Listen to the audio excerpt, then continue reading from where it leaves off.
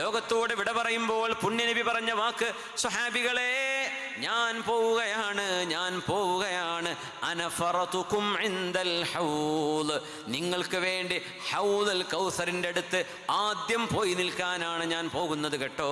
അതുകൊണ്ട് ഞാൻ പോകുന്നത് സ്വർഗത്തിൽ കയറിയിരിക്കാനല്ല, ഞാൻ പോകുന്നത് നിങ്ങൾ ഹിസാബ് കഴിഞ്ഞ് ദാഹിച്ചു വരുമ്പോൾ നിങ്ങൾക്ക് ഹൗദുൽ കൗസറിന്റെ വെള്ളം തരാനാണ്. അല്ലാഹു ദർഹിക്കുന്നവരിൽ നമുക്ക് ഭാഗ്യം നൽകട്ടെ. അത് കുടിച്ചാൽ പിന്നെ ഒരിക്കലും ദാഹിക്കുകയില്ലല്ലോ. اللهم ارزقنا بيده شربة هنيئة مريئة من حوض الكوثر شربة لا نظمأ بعدها أبدا. അള്ളാഹു നമുക്ക് ആ ഭാഗ്യം നൽകട്ടെ. സ്വഹാബിമാര് ചോദിച്ചല്ലോ, നബിയെ അങ്ങ് ഞങ്ങളോട് യാത്ര പിരിഞ്ഞ് ഈ ലോകത്തുനിന്ന് മരണപ്പെട്ടു പോയാൽ എവിടെയാ നബിയെ? നാളെ മശ്റയിൽ കോടിക്കണക്കിന് ആളുകൾ വരുന്ന കൂട്ടത്തിൽ അങ്ങയെ ഞങ്ങൾ എവിടെ വെച്ച് കാണാനാ നബിയെ? ഞങ്ങൾക്ക് കാണാൻ കഴിയുമോ?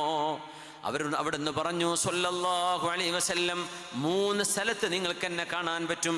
ഒന്നുകിൽ സിറാത്ത് കടക്കുമ്പോൾ, സിറാത്ത് പാലം കടക്കുമ്പോൾ നരകത്തിന്റെ മീതെ വാളിനേക്കാൾ മൂർച്ചയുള്ള, മുടിയേക്കാൾ നേരിയത്, അഹദ്ദു മിനസ് സൈഫി, വാളിനേക്കാൾ മൂർച്ചയേറിയ ആ ഒരു നരകത്തിന്റെ മീതെ അല്ലാഹു സ്ഥാപിച്ച പാലത്തിലൂടെ കടന്നു പോകണമല്ലോ. ആ പാലത്തിന്റെ അരികത്ത് ഞാനുണ്ട്. അല്ലാഹുമ്മ സല്ലിം, അല്ലാഹുവേ രക്ഷപ്പെടുത്തണേ. അല്ലാഹുമ്മ സല്ലിം, അല്ലാഹുവേ രക്ഷപ്പെടുത്തണേ. അല്ലാഹുമ്മ സല്ലിം, അല്ലാഹുവേ രക്ഷപ്പെടുത്തണേ.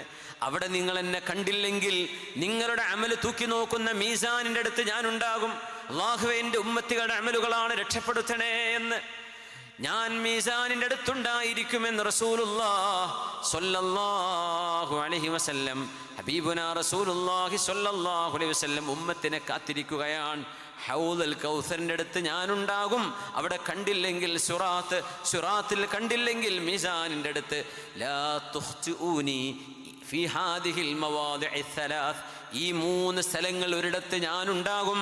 അതുകൊണ്ട് എന്നെ കാണണം, എന്നെ വന്ന് കാണണേ.